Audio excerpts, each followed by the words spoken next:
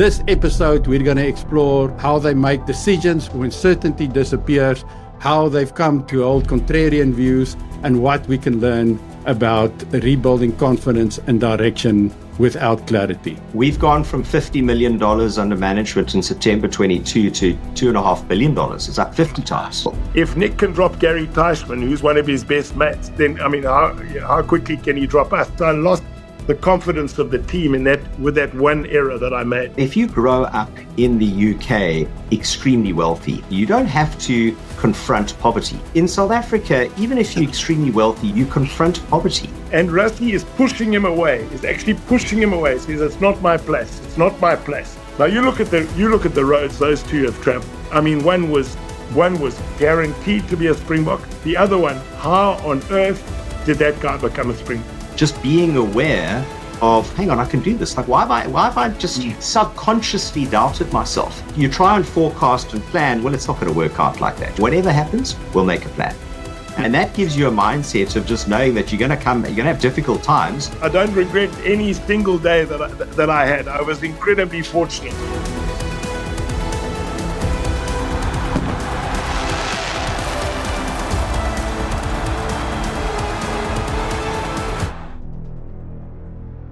Good morning and welcome to Winning the Away Game. Today we have Nick Mallett, who was born in England, raised in Rhodesia and South Africa, studied at UCT and Oxford, and played for the Springboks before coaching them to the 17-match unbeaten run. He later also coached in France and Italy, and I'm sure with Italy's recent success, it'll be part of the conversation today, and learned new languages and cultures as he traveled the world. Today, he's a rugby analyst, a columnist, and serves on world rugby committees, as well as being a corporate speaker.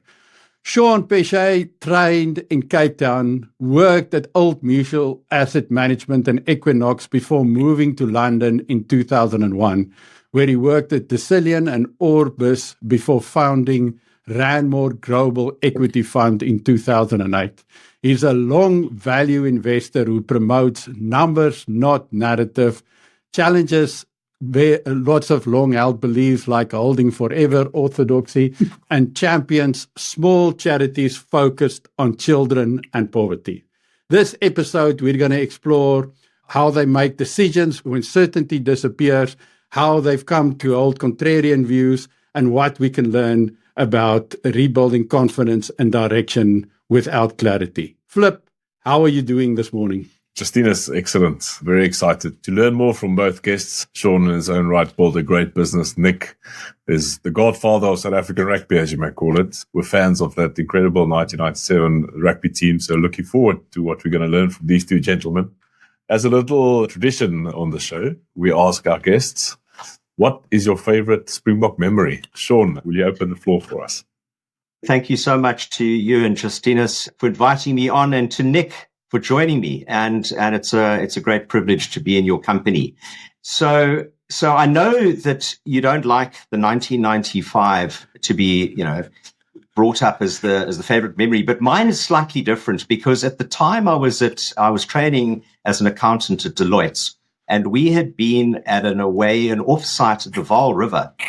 And we were traveling back to Johannesburg International Airport to catch the plane back and hoping to watch the rugby game in Cape Town, but it was a little bit touch and go. And our bus coming back from the Vaal River broke down on the way to the airport.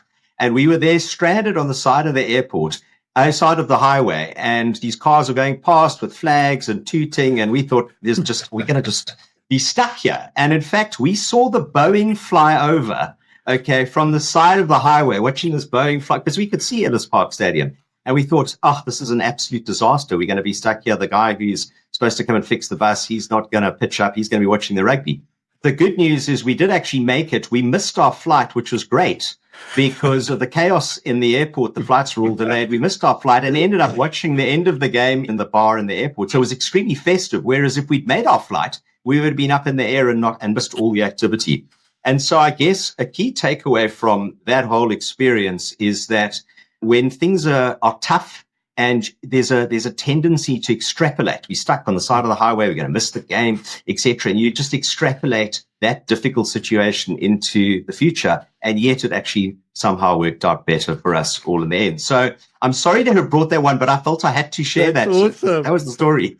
That's epic, man. I love how you turned it around into a lesson. It would have been so Deloitte to put you on an airplane In the middle of, I couldn't make, it's like, and of course I remember there was one guy on the bus with a cell phone. So it wasn't like we could all, huddle around an iPhone and watch the game, etc. Like we were stranded, no communication. Then we were watching.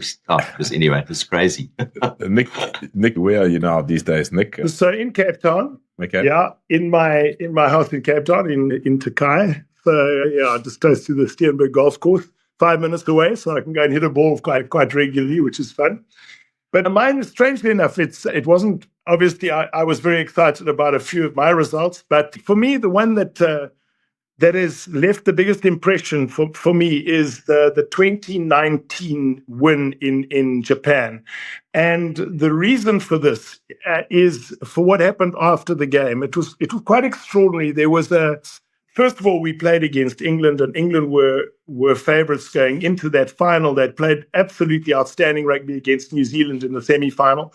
And I remember doing a little interview with one of the English journalists, and it was with Shimangi, Hanyani Shimangi as well, and they were saying, listen, there are not many Springboks would make the England side, and we're solid, real favourites going into this game, and I remember both Shimi and I saying, the one thing you guys haven't faced is the commitment that South Africa shows on defence, the speed off the line. The fact that we don't play much rugby, so therefore we don't make too many mistakes, and we're going to turn you around with kicks, and it's going to be a different sort of game that you're going to face. And they laughed at us basically. And but what happened? We end up by winning that game. But a moment there that absolutely it'll remain in my mind forever was Sia going to Rassie and saying to him, "Please come and stand with us and celebrate this victory together with us, because you've been such a pivotal person in getting us to be as successful as this." And Rassie is pushing him away. He's actually pushing him away. Says, "It's not my place. It's not my place." And I just thought, for me, that summed up absolutely the way in which South African rugby had sort of evolved under Rassie. He would give everything he possibly could to the players, but they were the ones on the field who won the plaudits, and they were the ones who had to hold up the World Cup. And it wasn't his moment there to be in the limelight. And I loved that moment. I just thought, from a coaching perspective, it's exactly how I felt too. When the side got success, I wanted them to absolutely revel in it. And I, obviously as a coach, you get compliments afterwards through the fact that the team has done well. But it's not your moment to be standing there with a cup, holding it up in the air. You aren't the guy who played the game. Yeah. Yes, interesting tidbit. I don't know if you guys ever watched the Super Bowl in the US, but after the Super Bowl, when they hand over the trophy, they don't hand it to the player. They don't even hand it to the coach. They hand the trophy to the owner of the team. Yeah. It's just such a different mentality. It is. That's professionalism, sadly, because they're the guys who pay their salaries. Yeah, that's such a good story. It's great hearing it from your side, because it's something as a player we saw from the side and appreciate it. And I finished my play career in France as well. And it's very much the opposite. When the team wins, the coaches write books and it's all over and it's just la-di-da. And when the team loses, it's the players that don't listen type of behavior. Take us a little bit through your own. You obviously very celebrated player, and then became very quickly a very good coach. How did it happen? What was your thinking process into going into coaching? Yeah, it was interesting, Flip. I was in South Africa during the apartheid era. We were winning Currie Cups. We had a fantastic Western Province Currie Cup team. I think they won 5 or 6 in a row at that time. I was involved in 4 of them. And I was 28 years old, and New Zealand and France were supposed to come out on tour, and they cancelled the tour because of the political situation. So, I'd been fortunate enough to get a couple of caps against a South American team that had come over, the Argentine. It was basically the Argentine side, but with a couple of extra players. And I just thought to myself, listen, use rugby as a passport to the rest of the world. Let's see if you can travel and use it. And I was fortunate that I had a good mate, Dougal MacDonald, who had played in Italy and had played in France. I played for Toulouse with Jean-Pierre Rive and Strella, and in Italy he played at Parma. And he'd gone to Oxford and he'd been at UCT, so we had quite a similar background. And he said, Nick, there's a small second division side in the center of France, in St. Claude. It's tiny, it's close to Geneva. And they're looking for a player coach. Would you be interested? And I said, what level is it? And they said, no, it's second division in France. It'll be like playing for UCT thirds, So I said, well, what is it? Is it little did you know? And he said, listen, the guys love a drink in France. So if you go over, you'll make money out of the bistro. There's no question about that. And so I spoke to my wife and I said, listen, are you up for it? I was 28 years old. And without speaking a word of French, we set off for St. Claude in France. And I was a bistro owner and coached and played for a team in the second division, took them up into the first division. And it was a fascinating way to learn how to coach, because you start off, obviously, I'd played for the Springboks and played for Western Province, so you were a better player than the other guys. And I would try and do everything myself. I'd be taking kick for the poles and kick for touch. And, I'd want to jump in every line out and score the try. And eventually you work out, you've actually got to make sure that everyone else does their job properly. And if they do their job well, then it makes it so much easier for you to do yours. So it was a really interesting learning process. And that I was able to pick up French, obviously, then. And I moved from there up to Paris. Had 4 years with another second division side, which I took to the first division as well. So as a player coach, I had 9 years in France.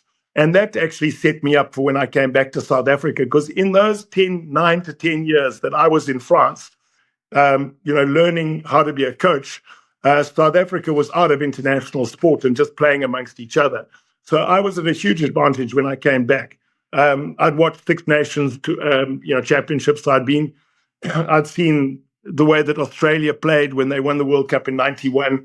I'd followed them around France and watched their practices. So I came back to South Africa armed with quite a lot more information than people had here. And that made coaching a lot easier for me when I started off at False Bay and then went to Boland. I know we're talking about, getting out of your comfort zone by leaving your country. But for me, I was sent to boarding school when I was 6 years old. And so, you've got to start learning at 6 years old how to get on with other people, because you're the youngest guy in the school. They're guys of 13. And then, then you've got to go to senior school. My dad was headmaster at Bishop's, and he said, you can't go to Bishop's where I'm headmaster. You've got to choose between Michaelhouse, St. John's, and St. Andrews. And I chose St. Andrews. And I think all those experiences of being a boarder, being away from home, having to sort of sort things out for yourself, made it a very unfearful thing to travel. I was delighted to go over and study at Oxford. I was delighted to go over to France, even though I couldn't speak the language. I knew I would pick it up. If I was behind a bar for 7 days a week, I was going to pick it up as quickly as possible. So that's how it all started.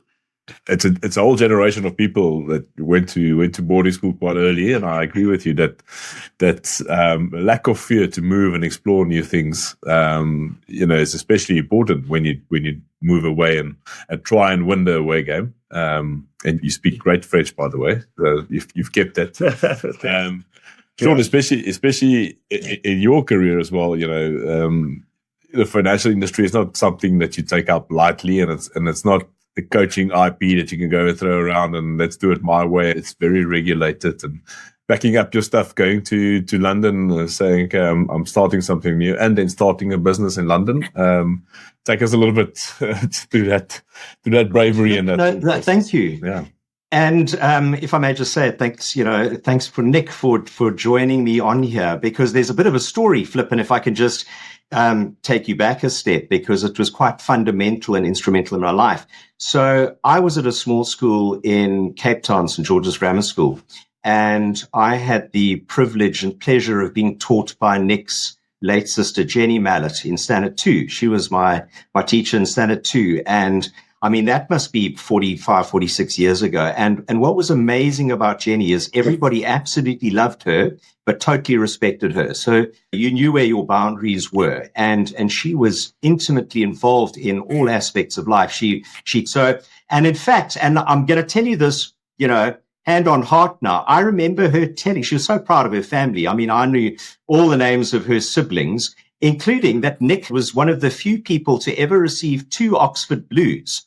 And I remembered her telling us this, so many years ago, and I looked it up. I thought it was rugby and rowing. I didn't know. But then Nick's brother, Dave, was my under 11 rugby coach. And he was also an assistant housemaster. I was a weekly boarder. And we were quite scared of Dave. Dave, we used to call him the bear. We definitely weren't going to tell Dave to his face that we called him the bear. We were way too scared of Dave. But I tell you what Dave did do is he made us believe in ourselves, because the one thing you didn't want to do is miss a tackle in under 11 and have to answer today.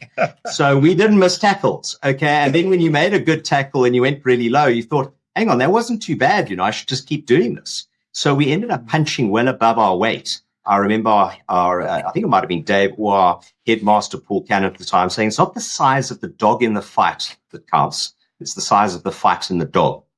Okay. And then just the third member of the family, Nick's mum, Vivian, was our librarian. And I still have this image of, but very involved. She wasn't just go find the book. She would read to us and all the rest. So I've had so much involvement with Nick's family, and then more recently, his son, who's just a fine young man. Nick can be very, very proud of Doug. So I finally got to meet Nick, and what a pleasure it is. So Flip, going overseas, and I guess in many ways we share, Nick and I share similar things in that if you can play rugby in South Africa, or you can play rugby overseas. If you can coach in South Africa, you can coach overseas, and whether my wife's a doctor, and if you treating a person in Cape Town at Red Cross, or a child at Red Cross Children's Hospital, or treating a child over here, they've all got hearts, lungs, kidneys, etc. So companies have income statements, balance sheets, and cash flow statements. And I guess it's the belief in oneself that actually, we can punch above our weight. We can go overseas and do this, and never really doubting yourself. And make no mistake, there were very difficult times, but having the resilience to see it through, I guess. So I love how the families intermingled. 2 great things that came out of here is Sean, very good lesson to people listening, particularly young guys. You don't have to go to this massive big name school in South Africa to actually make it out there. I think that's a very important point. On the other hand, is you need very good and strict teachers. If I imagine Nick, and I imagine his sister was very much like him, some discipline in the classroom is very essential. Very much so. She was an extraordinary. I'm going to add a little bit of. You spoke about a human touch that you must add to this.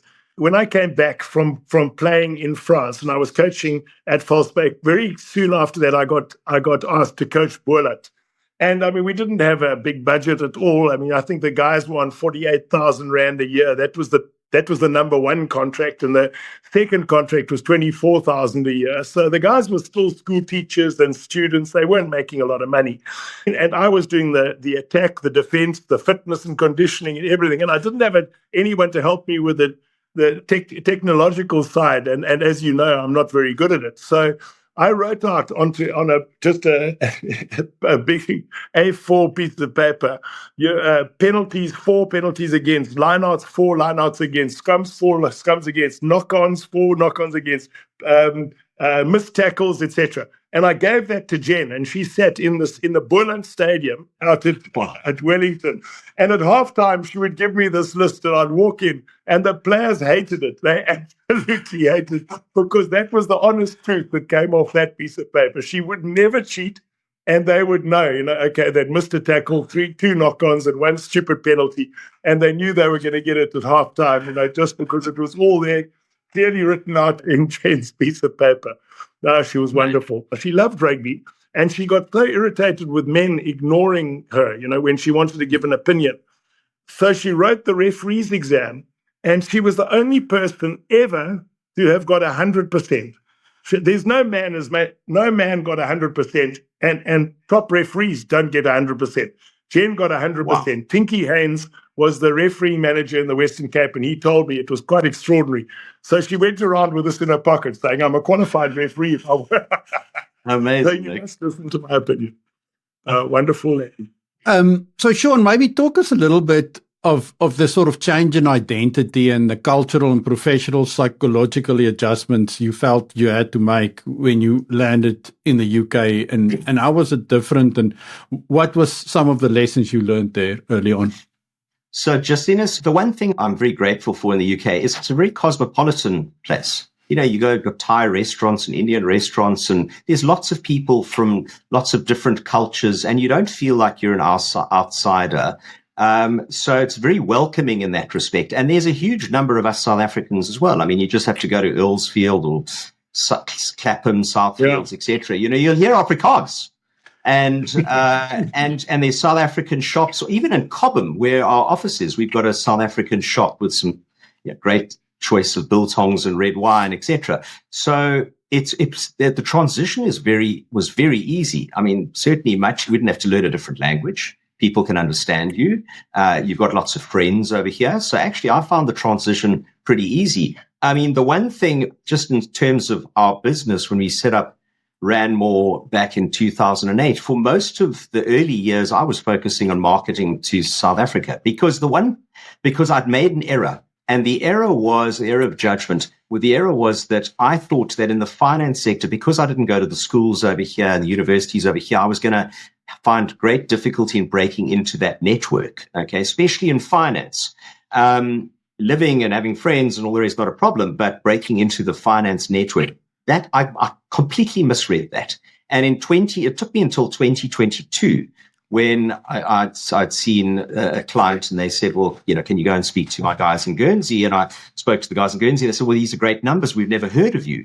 And I thought, okay, well, you know, and that sort of opened a whole avenue for me. And I then got on the platforms over here, which was quite an exercise. And now more than half our businesses from UK clients. So the transition, I think, was easier than in some places. You know, we play the same sports, watch the same sports, etc. And why do you think you made that assumption? And why do you think it took you so long to invalidate the assumption?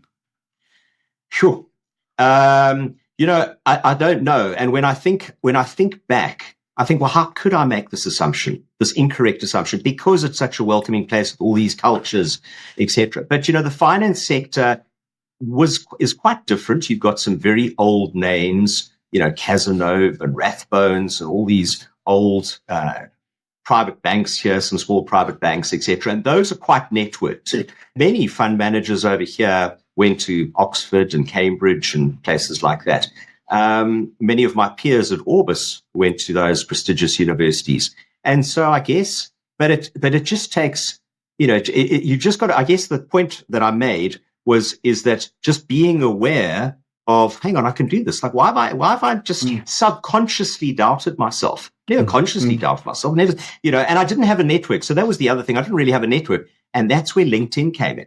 So LinkedIn helped me build a network. And I mean, look, that's how we got together. And that's how I got to know the Lekker network, etc. So it's an incredible resource that allows us South Africans all around the world, not just, I mean, any business professional to connect. And the other thing is it's a very positive network. You can go onto Twitter and you make a comment and people can hide behind the nom de plumes and throw mud. But because they, you know, who's that person? But on LinkedIn, everyone's very professional and they're trying to put their best foot forward, etc. And so you may try to make positive comments, which is what we all want. So LinkedIn really helped me. I guess LinkedIn, where was LinkedIn back in 2001 when I got over here? It wasn't around. So I guess it was all of those things coming together that even if I'd wanted to make a network or build a network back then, it might have been harder without those kinds of resources available. It's fascinating. I just actually finished one of the most amazing books I've ever read. It's called The 5 Types of Wealth. But one of the interesting things he talks about it is that the things that really catch you in life is not the things that you don't know. It's the things that you know for sure that just isn't true. That's it. Yeah. So, because we make it's so easy in that context to make that assumption, even subconsciously, like you said, and it takes you so long to realize that's wrong. And as soon as you realize it, like you said, your business has probably doubled because half your business is from UK clients now. I mean, we've gone from $50 million under management in September 22 to $2.5 billion. It's like 50 times. Transformational. Yeah. And the power of that LinkedIn has just been incredible. Yeah, should be careful, Sean. LinkedIn is going to come and ask some commission. Yeah, membership, yeah. A small percentage.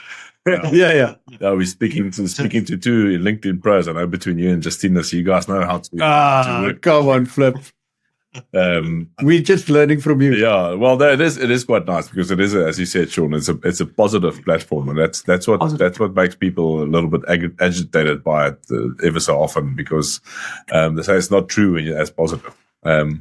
Anyway, that aside, there's a small nuance again. Is our family farm in the middle of the Kalahari is called Cobham as well. You wouldn't believe, Sean. Wow. Yeah. Amazing. Yeah. But. Anyway, Nick, I want to get back to you, and after you did your little French rendezvous, and then came back to False Bay, and then Boland, and when you look at coaching, it's not often you go, okay, well, we've got this guy, little Soti from Cape Town, he coached False Bay and Boland, now stepping into a very Afrikaans regime back in the day and becoming Springbok assistant coach and then coach. And it happened quite quickly, if I'm not mistaken, from 96, and then all of a sudden coach. How do you step up to that ladder and then just go all guns blazing and start performing it? I think it was there was quite a bit of self-confidence that I'd built up from coaching in France. And I'd seen that, oddly enough, I knew that if I was on the field, I could make I could have a really positive influence on the players around me, even as a captain or as a coach or someone who was able to manipulate the referee a little bit. But I knew that on the field, I could do it. And for me, the big test was off the field. If you're no longer on the field, but you're coaching, and you're preparing the team, but you're no longer actually in the fight yourself, are you able then to still get the same sort of benefits and the same intensity and the same intelligence from the players that I was getting when I was on the field with them?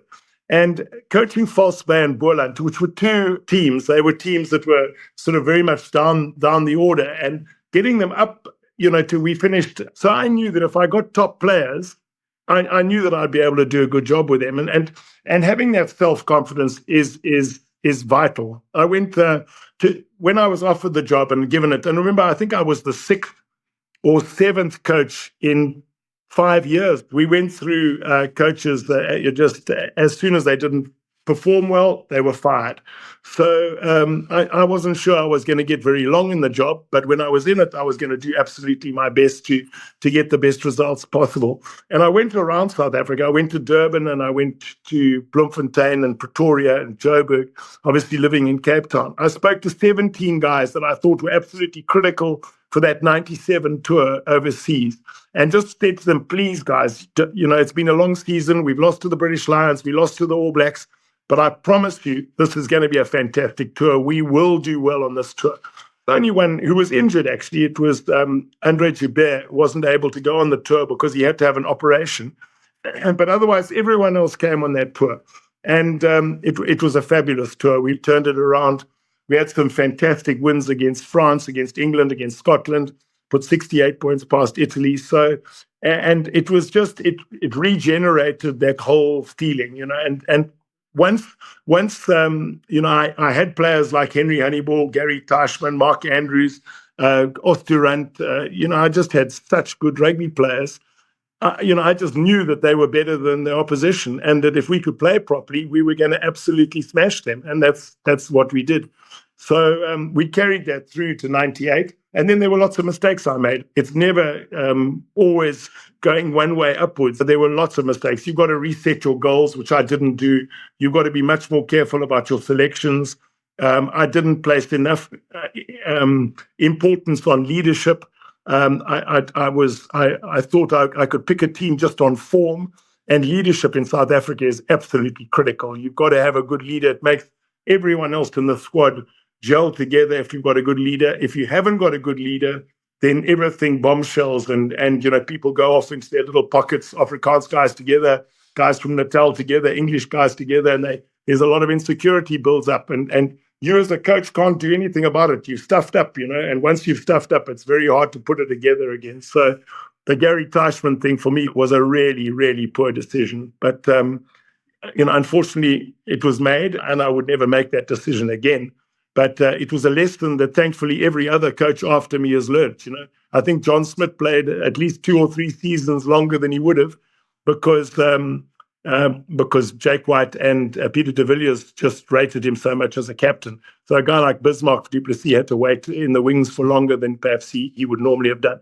But that's really what was it. When you ask how did it just fire, when you come back and you've got an idea of how you want the game to be played, and you pick young players and they can do it, and they're better than players who are playing international rugby, they're actually playing better, collectively better, then it gives you tremendous amount of confidence. And the fact that I coached Boerland was very important for me too. I think I don't speak good Afrikaans, but I had 2 years there, and the guys there, I said to them, "You must speak to me in Afrikaans. I will get better at understanding it. And if I speak English back to you, it's not an insult. It's just because I can't speak it as well as I would like to." And I know that was probably another mistake I made. I probably should have gone to Pitstone or something like that for 6 months and made sure that I never spoke English, so that when I went in there, people like Andre Venter and Kreiner Otto and Osterrand would trust me as much as the English-speaking guys would trust me. I knew that when I was in France and I spoke French to a Frenchman, or if I managed to speak Italian to an Italian, you touch their heart, which you can't do if you're going through a different language. So if you go back to that decision on Gary Teichmann, what do you think was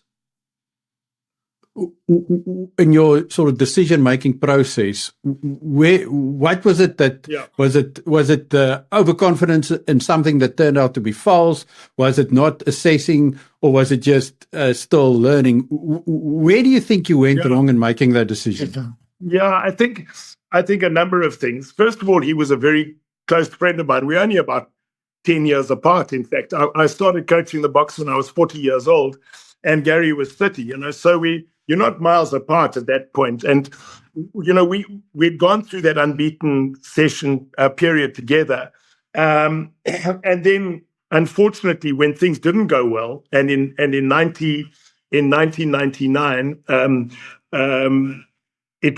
we went through a really difficult period before the World Cup at the end of the year.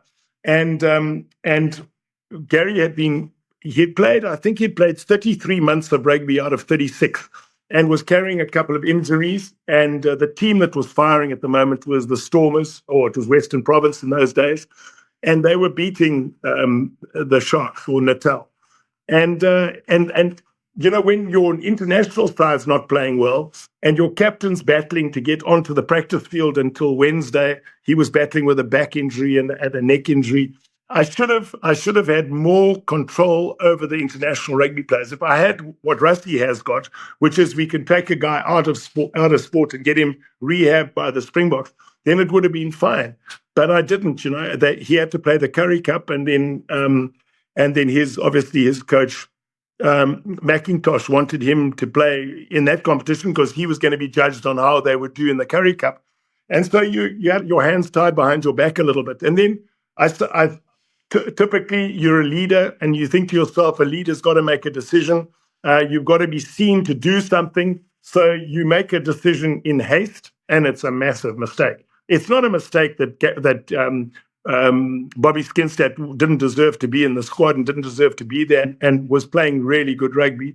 That wasn't a mistake. The problem was the leadership and not having the top leader there. I should have carried on just using Bobby off the bench. He was outstanding in that role, and and certainly if I'd had Gary Teichmann at that 99 World Cup, despite the drop goal of Larkham, I still believe in that extra time. I still believe we would have had a leader who would have held us together on the field to the extent that we might have gone on to win that game. So it was a really difficult lesson for me to learn. Youth, too young, thinking I had to make a decision, and picking on form and not understanding the value of a great leader. Those are the two massive mistakes. That's very good, Nick, and it takes a man to admit his mistakes. Well done on that. Well said, Flip. Because Nick, I was just listening to that, and just reflecting, and I think it's such good leadership, to be able. People think that people in top positions are going to make no mistakes, and there's not a barrister. There's even the best barrister in the world doesn't win every court case. The best doctor in the world doesn't diagnose the patient correctly. The best fund manager in the world doesn't get it all right. And the thing is, it's actually quite liberating, I've found, when we just tell clients before they invest, don't expect us to get it right. We're going to make mistakes. And what we're going to do is be reflective on those mistakes, but we're going to give it our best shot. And, so anyway, full marks to being so effective. I think it's a mark of a great leader, to be honest. I really do. No, but I wouldn't say that. It's just I'm intelligent enough to know when I really cocked up. So when was the point when you realized it was a mistake? How long after announcing the change did you realize, oh shit, I think this was a mistake? When I got the squad together, immediately I got the squad together for the preparation of the World Cup.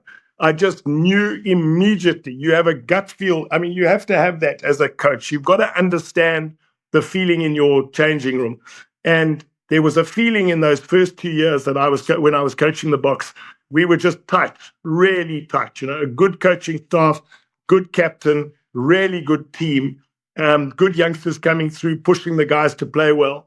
From 97 to the end of 98, we were in a good space. And then in 99, when I decided to leave Gary out and we went to Plett to prepare for the World Cup, there was a completely different feeling in the camp. It was almost as though the team felt cheapers. If Nick can drop Gary Teichmann, who's one of his best mates, and the captain of a team that took him to 17, then I mean, how quickly can he drop us? So it was almost I lost the confidence of the team with that one error that I made. And we held it together, funny enough, because to get to that, we played really well against England with Yanni de Beer's drop goals. And then we got against Australia. That was the final. Our game against the semi-final against Australia was like the final, because I knew that if we'd beaten Australia, we'd have smashed France in the final. Their big game was the one against New Zealand when they managed to come back and beat New Zealand, but they weren't capable of putting two big performances together. So I knew that semi-final against Australia was like a final, and we had to get through that game, and they were a very, very good team, Australia at the time. But when you're looking at the Springboks now, and how did we win a quarterfinal by 1 point, a semi-final by 1 point, and a final by 1 point? How do we manage to do that? It's because Rassie didn't make the mistakes that I made. That team is still tight. That team has still got good leadership. That team, every single person tries to do 100% that he can for his teammates and for his country. So that's why you get that little 1% extra, that 1% better performance than you might get from an English side. That's for them, they've missed a bonus, but it's not the be all and end all of their lives. For South Africans, you want to win because you want to win for South Africa. It's quite an extraordinary feeling. Sean, the first time we spoke, you actually mentioned something that stayed with me that really connects well to what Nick just said, and I want to prompt you, but I want to let you tell the story from your point of view. And that part of the broader view we as South African has is the variety of the society that we grow up in, and the adversity and a lot of the challenges that we face. So, yeah, please tell us that story and give us your perspective. Justinus, I was saying when I'm listening to you, just set me up there. What I was saying is that if you grow up in the UK extremely wealthy, or you grow up in Italy extremely wealthy, you don't have to confront poverty. Okay, because you take off from Heathrow and you go and fly, I don't know, go and ski in the Alps and then go back and then go to New York and then go to watch Formula One in Monaco or wherever. In South Africa, even if you're extremely wealthy, you're taking off in your airplane, even if it's a private jet, close to Cape Town, close to Langa and Gugulethu or Alexandra. You confront poverty. And I think that we're a melting pot. And I look at America, and I just look at that country and I go, this country is very divided. Half the country hates the other half of the country. If you're Republican and you Democrats, you don't want to talk to each other. If you MAGA, they hate the other half of the country. Okay, we don't have that. I mean, yes, there's probably a small percentage of South Africans who hate the rest of South Africans, but we don't have that. And I mean, I travel back to South Africa regularly, and whether it's the guys at the check-in counter or the porters at the airport or the taxi drivers or the waiters at the restaurants, there's this feeling of friendliness and of warmth. And, when I speak to people flying back recently, Americans or Germans or whatever, people have the most amazing time in South Africa because they have this warmth and all the rest. And so maybe it's just you're less in a bubble than maybe you are elsewhere in the world for a given level of income. I mean, it's humbling. We support a rugby club in Manenberg through one of our charities, and they share rugby boots, which I find that very distressing, that we are world champions and we have teams who are sharing boots in the Western Cape. And if they're sharing boots in the Western Cape, what on earth are they doing in the rest of the place? In the rest of the country, in the deep in hinterland.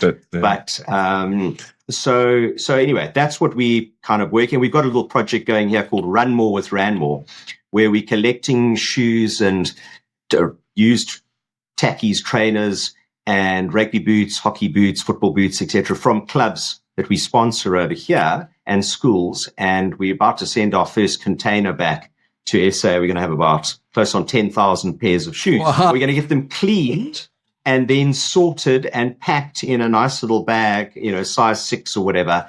And so that'll create some employment in terms of shoes but it's taken so long to get an import permit that we've now started a Run More with Ranmore in Cape Town. Hang on a second. Why don't we go and make sure that there are no used shoes in wealthy households that are not being used elsewhere? And so we're going to do something similar there. So we're starting in Cape Town. We'll see where it goes. But that can make a big difference. Just a pair of shoes. Yeah.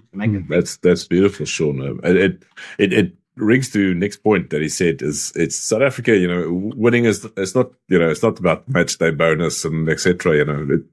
Certainly there's that involved, but when you 1 point behind and you need to win in the last 10 minutes, that guy playing Manenberg and he went off and he had to change shoes to play rugby, that builds a little bit more character and that pulls you through in the very, very hard times. Quite right. And very well on you for there's some people I can connect you to in that space as well. They're doing great work and just giving identity to people through school shoes. It's so much needed to do in South Africa. No, that's amazing. Thanks, Flip. I'd love to hear those. Sport just gives children hope. Yeah. And I came across a saying years ago: kids in sport stay out of court. Don't we want our children to be playing sport rather than joining gangs? Because if they're trying to get their identity, let's get them their identity, whether it's football or hockey or netball or whatever, but get it through sport rather than, the bad elements. And actually for remarkably little money, we've got a place outside Cape Town in Villiersdorp, and we've set up a thing in charity in Villiersdorp and supporting some of the local schools and some bursaries, etc. But one of the things we did is we bought rugby balls for all the local schools. One of the schools had 1,600 pupils and their sporting equipment was one rugby ball. I mean, it's like, this is an hour and a half out of Cape Town. Like, how can this possibly be the case?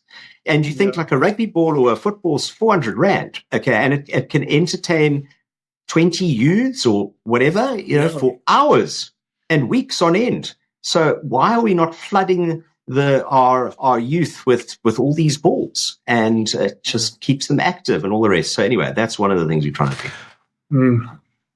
Yeah. So if we go back to winning the away game, like moving back to Italy, and I mean, I'm sure you're very happy with Italy's recent performance, and starting again in South Africa, now starting a new career later in life. Talk us a little bit about that identity change and that transition, and how you experienced that.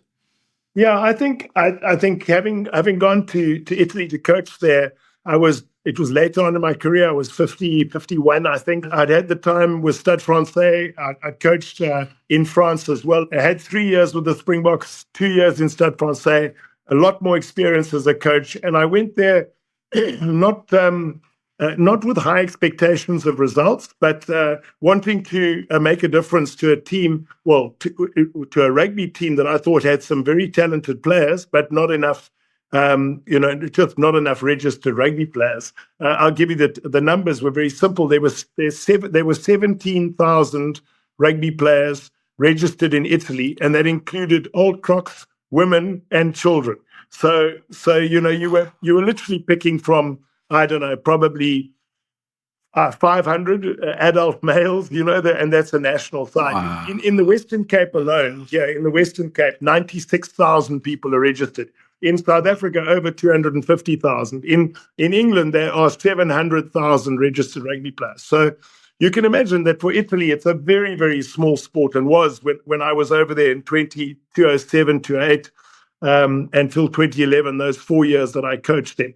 But what was staggering was when I went there, they didn't play in the Celtic League. They were playing in their own local competition. And if a guy was a good player, he would then get bought by Toulouse or Toulon or go to Wasps or Leicester. And otherwise, the rest of the guys were in their local league. And so I was watching a couple of their local games. And in a game, it was Rovigo against Parma. And the ball in play in that game was 19 minutes. 19 minutes out of 80 that there was a ball in play. And over that same November, Australia played England, and the ball was in play for 45 minutes. So you can imagine that the guys playing their club rugby in Italy, going at 1 mile an hour, suddenly they get selected for a national side and jump out of Rovigo to playing international rugby against England, and they're used to playing rugby for 45 minutes as opposed to 19 minutes. It was just an impossible task. So I managed to get the Italian Federation to look at the Celtic League and to get Italy, after I was there for 2 years, we got them into the Celtic League.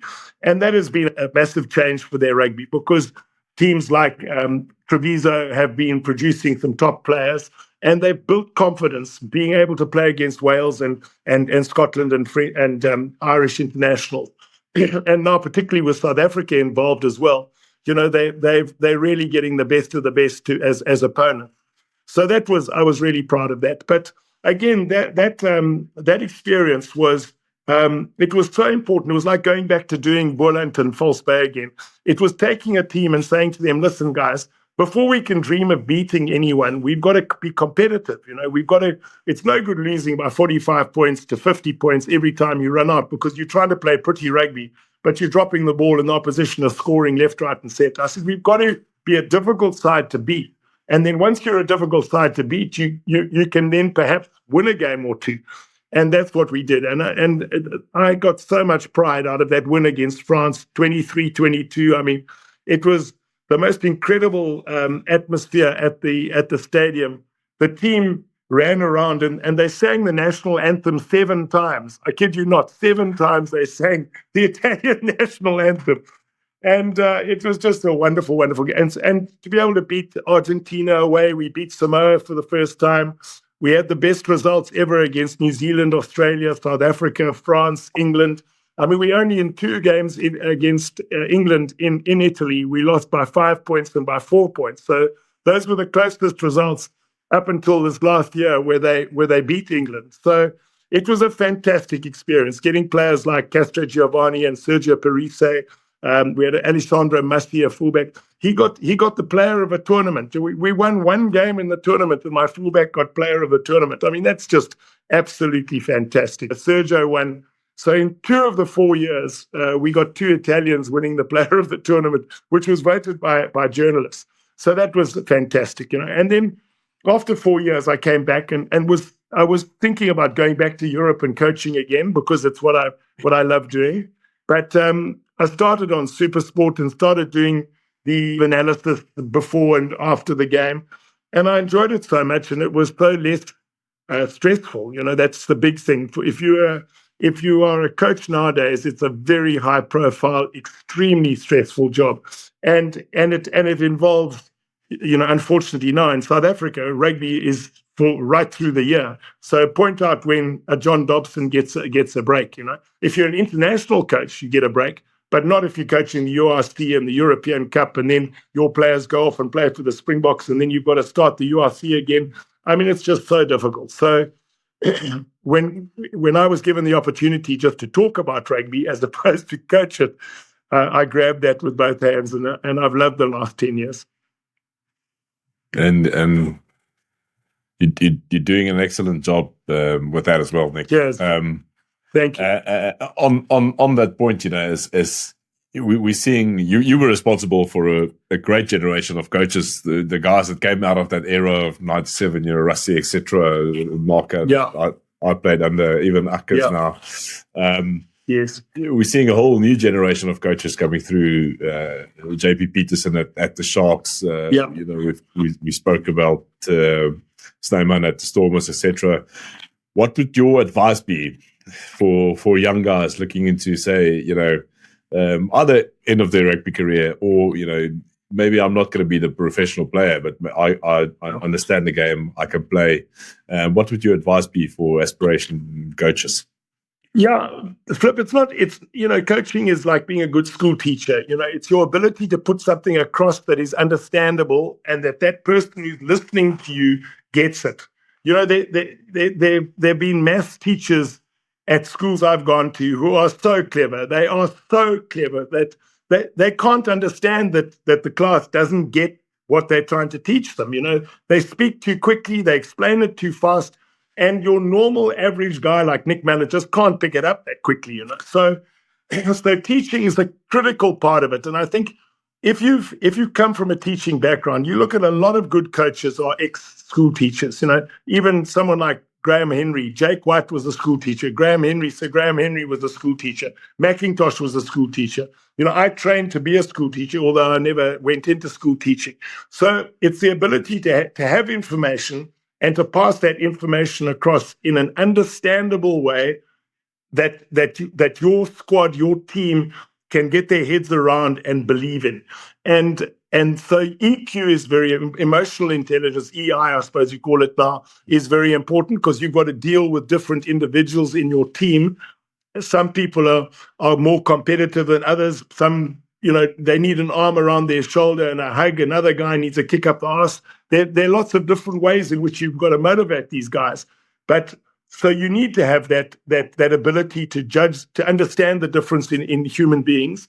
But you also have to have the ability to put across ideas in a way that the players can understand. And I think some people go into coaching having an idea about what they want, but they don't have the ability to put that across to the players. So it's not just, if you can be a great sportsman, a great rugby player, but you aren't necessarily going to be a great coach. So I think that would be the first thing I would say to them. Make sure that you understand what's required as a coach.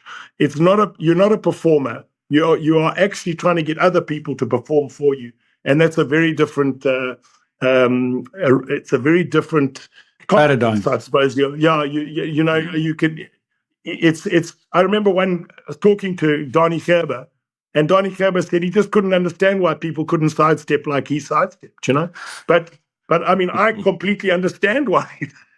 Because I just didn't understand how you could do it, So you've got to bring yourself down to the level of the people you're coaching and make sure that they understand. And I think that's where Rassie, again, I'm saying, because he has been the most successful international coach over the last 6 years, and I think will continue to be. And he doesn't miss out on the IQ side, the intelligence, emotional intelligence side. and he certainly is the hardest working technical coach I've ever met in my life. He really studies it, so the players are so well prepared whenever they go in. But I just want to talk about two people to give you an example of this. The difference in what you have to handle in South Africa. You get Peter Steph du Toit, who comes from a grandfather who was a Springbok. What was he called? Speeder du Toit. He went to Paul Gym. He played with standing rugby players. Speeder. And Peter Steph was born to be a Springbok. He comes from a Springbok background, Springbok family, was sent to a school surrounded by potential Springbok, well coached. I mean, he went to into a good academy. He was going to be a Springbok. Then you get Makazole Mapimpi. Makazole Mapimpi in Mthatha. He didn't ever know his dad, never met his dad, so he didn't have a family life. His mother died before he was 12. His grandmother brought him up, and she died when he was 15. So he didn't have anyone in his life. He used to walk to practice, and at 15 he played in a senior school in a senior club. They didn't have school rugby, so he went to a club in Mthatha. And someone from the Eastern Cape picked him up. Border picked him up to play. And he was given his boots and when they saw him play at Border, they picked him in the Eastern Province team. And from there, he went to the Sharks. And out of the Sharks, he became a Springbok.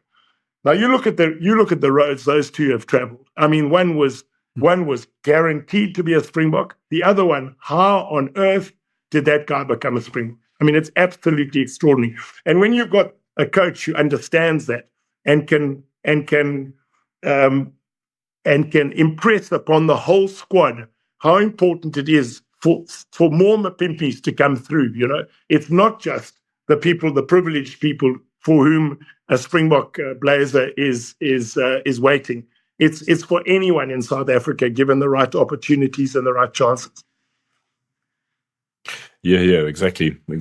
And there are so many more. If you look, like what Justina said, if you look into the Eastern Cape, or if you look into the backside of the Northern Cape, etc., there's so much talent in South Africa. It's actually scary. And I hope the world takes note of it for the next 5 World Cups. Yeah, 5 of the next 10. Sean. So Sean, go ahead, Flip. Yeah, if you had to do it again, pull up your pegs, go to the UK, start Ranmore. What advice would you give to a fellow young Deloitte consultant trying to make the big step and build his own thing? Flip, I would say, it's a very competitive world. I jumped quite early. I was at Old Mutual Asset Managers for a couple of years and then joined Decillion, and then came over here. We were over here marketing our fund, the original fund at 9/11. And then I went to Orbis and I spent 5 years in Orbis. And, you look today at some of the top fund managers, they're much older than me. So you don't have to jump too early. We have this impatience, I guess. That's one of the challenges is to contain your ambition and wait for the right time. I guess that's the thing. And I guess it's just like sport. You got to wait for the right time to attack, So build up your skills. But actually the benefit these days is you can be anywhere in the world. You really can. I mean, even at our place, we got fiber. You don't have to go. Many of the businesses these days, you've got Teams meetings. Look at us now. So COVID, we've always got to think about what the best, or what are the positive, what's the silver lining? Well, the silver lining with COVID is we used to online meetings. And so you don't have to leave South Africa. And actually, I'll share an interesting story. And if you are overseas, given that it's such a luxury, make sure you're making a difference to those who are back in South Africa. And I'd almost say, and I don't know how we build this in. Maybe, Nick, you can comes back to the EQ. You got to put it across in a nice way. But if we want to be overseas and you're proud to be South African, you're proud to wear a Springbok rugby jersey while you're watching the game, etc., you got to ask yourself, what are you doing to help the country that got you to where you are? What percentage of your after-tax income are you donating back to South Africa to support others who are not as fortunate as you? That's what I would say. So, that's kind of it's a side angle of mine. But you know what was the realization for me, Sean, is it was on the train. after the 23 World Cup in Paris on the way to the hotel. And here I was in a car surrounded by Springbok supporters, 80% of which are expats. And clearly for all of us, this was one of the best days of our lives. We had just witnessed lifting the trophy for the second time. And what was insane was that most of the people there had decided within the last 7 days to drop whatever they were doing, walk away from commitments, and get to Paris to be there. So if we combine the fact that they obviously spent a lot of time and money to be there, and it's one of the best days of our lives, the next question for me was exactly what you've just said, is what would we all be willing to give to make sure this happens as many times as possible before we die? Because I would much rather have that happen 5 more times than once in the next 20 or 30 years. So that's the key, is we actually have a superpower that the low-hanging fruits in South Africa is so obvious, we can have an impact that can make that possible. Yeah. I think I cannot speak highly enough of the South African population and their ability to forgive and not necessarily to forget, but to forgive. I come over every year to see my son in London. He's one of these expats at the moment, and I was sitting on a tube. And you know what happens in England in the tube? Everyone's sitting staring at their phone, and no one even looks left or right in case you're accused of something or other. So a guy shouted across. He shouted, "Nick Mallett," and I looked up, and there was a black guy, and he would have been, I suppose, 23, 24. And he said, and he just came over and he gave me the biggest hug. He said, "That's so good to see you. Yeah, what are you doing here?" And I just thought to myself, where else in the world would you get someone in a foreign country come across where all these English guys were looking and thinking, "Are these two people completely insane?" And hug each other. "Boxer doing well. Can I have a selfie?" Of course, he's sitting there taking a picture. It was good fun. And I just said afterwards to my wife, I said, that just sums us up. It's absolutely incredible to have that warmth and good humor and wanting to be part and to recognize someone also from South Africa when you're so far away from home. Just to finish on your point about, because I was thinking what it'd be like if I was 38 again and in the process of being offered the Springbok job, I think I would try and delay it because I think there's a time you should take a job of that import. I was young, 40 years old is young. I finished being a Springbok coach at 43. I mean, you've got a lot of your life after 43 years old, So I think hopefully there's some of these young guys that you were talking about, Flip, Victor Matfield, who'll make a magnificent coach, a Skalk Burger, who's a brilliant pundit and would be an outstanding coach, I'm sure, if he decided to go in.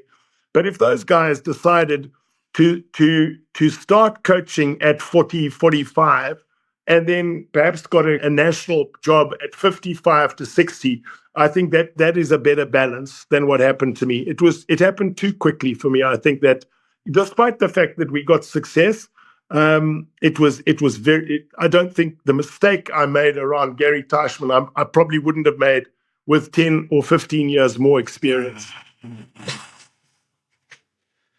Like if I gave you 100 lessons, I think I would have learned today. You both saying that sometimes you have to wait, even if it's the world's best opportunity, was not going to be on that list.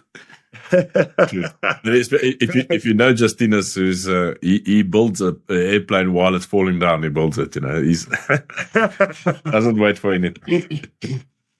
Yeah. I don't.